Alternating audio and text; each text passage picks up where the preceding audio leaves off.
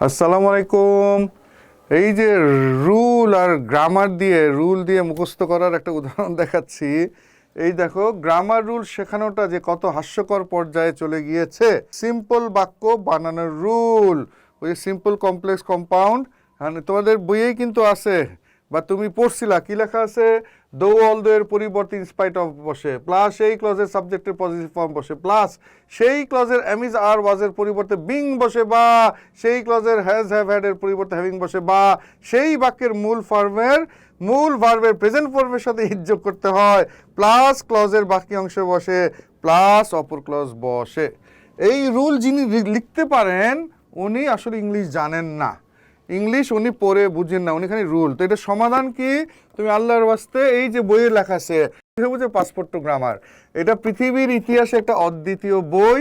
আমি ঢোল পিটাই তোমার উপকারের জন্য। এই দুইটা বই তুমি শুরু করো পড়া, এবং এখনই তুমি saifuzbooks.com 01713 4320 50 অর্ডার দিয়ে দাও। আল্লাহ হাফিজ।